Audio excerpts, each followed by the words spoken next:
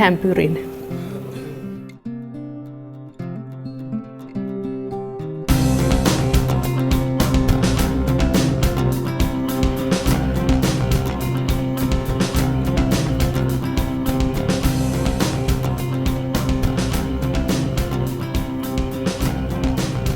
Minä olen Sirkka-Liisa Kolin ja olen Valkeakoskelta.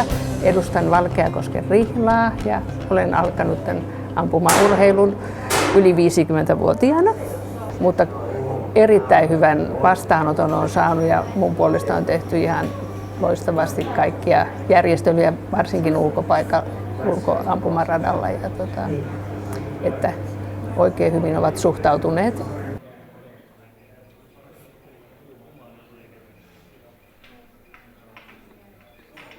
Kilpailuun kun valmistaudun, niin mä edellispäivänä jo laitan yksitellen nämä paukut tiettyyn paikkaan ja tarkistan, että on ilmaa aseessa ja käy mielessäni tietysti kaikki nämä muutkin välineet, että ne on laukussa ja kunnossa. Ja sitten ihan tämmöistä mentaalista harjoittelua siinä vähän.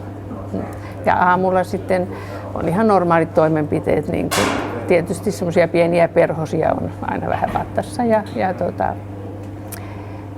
sillai ruokailen aika niukasti, koska olen huomannut se, että jos on kovin täysinäinen olo, niin on paha olla ampumalinjalla. Ja sitten myös täytyy tietenkin vähän juomistakin rajoittaa, kun ei tiedä koskaan pääseekö vessoihin ampumapaikoilla.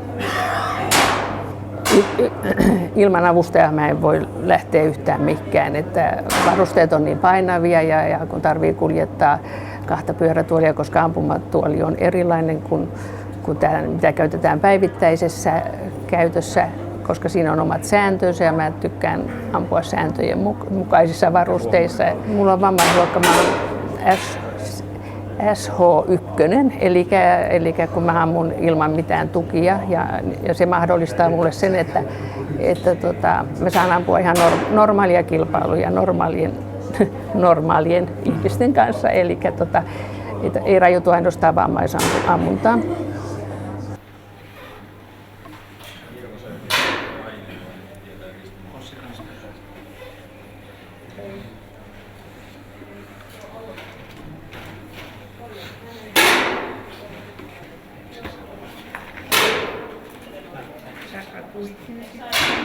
Kuitin. Pitääpäs tehdä sulla kuitti tuossa välissä, jos on edessä.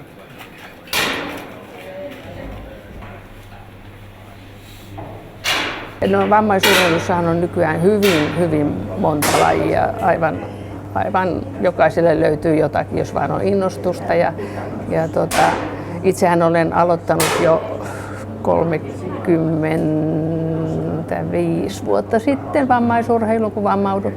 Ja yli 20 vuotta oli jousiampujana. Ammuin ja kävin sitten siinä 3 paralympialaisetkin ja plus sitten näitä MM- ja EM-kisoja. Ja mitalliakin on sieltä saatu, että se on antanut kovasti intoa tähän. Sitten sen jälkeen, kun olkapää ei enää kestänyt tätä jousiammuntaa, niin siinä oli tämmöinen tanssisessio, eli olin pyörätuolikilpatanssijana, kävin 3 EM-kisat siinä kymppitanssissa ja siinä samalla sitten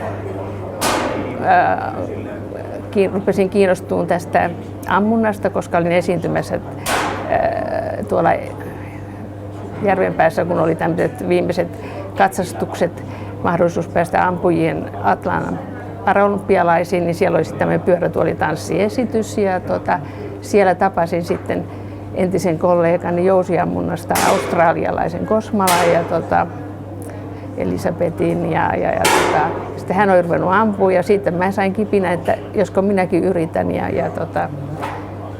siitä sitten se lähti, että Kankasalan kuuluisa Mr. Napa Reino Landstedt sitten otti ohjatekseen mua alkuun ja hänelle siitä, nyt vaikka hän onkin jo siirtynyt ajasta ikuisuuteen, kiitokset. Sitten sen jälkeen sitten siirryin tähän Suomen Invalidien Urheiluliiton ammunta ryhmään ja siellähän oli sitten erilaisia, niin, että siellä oli erittäin hyvä, oli sellainen kuin Aulis Lampi, hänkin on nyt jo poistunut tästä.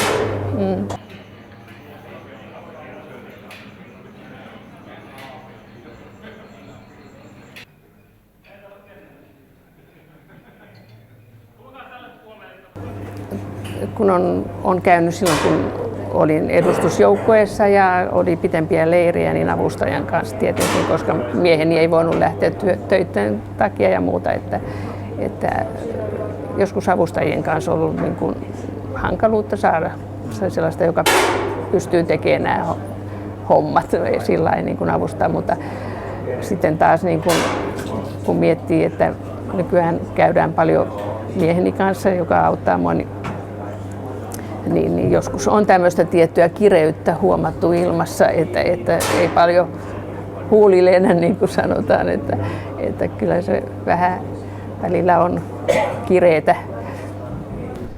Kyllä se aika paljon on tuommoista niin kuin teknillistä avustusta, että pitää nuo pyörätuolit kondiksessa ja muuta tämmöistä teknistä avustusta, että mä olen lähinnä roudarina vaan mukana. Kyllä se henkisesti kyllä aika kova pala kasata kaikki systeemit niin yhteen. Ja ei se loppujen lopuksi niin helppoa ole. Yleensä se on sitten kun epäonnistuu, niin avustaja on sylkykuppina.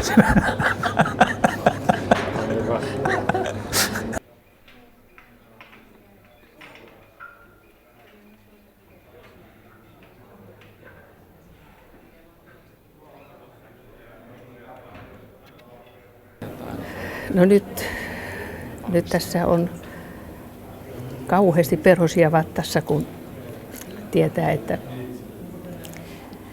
on erilaisia jännityksiä kuin normaalisti ja sitten tosiaan niin viime yönä meni toisesta silmästä verisuoni ja se vähän karhastaa toinen silmä. Onneksi ei ollut tähtäin silmä, jotenka ei voi kaikkia laittaa sen piikkiin, jos ei nyt sitten, miten nyt meneekään sitten. Teen parhaani, en yritä, vaan teen parhaani jokaisen laukauksen suhteen, mutta täytyyhän tässä vähän olla myös onneekin mukana.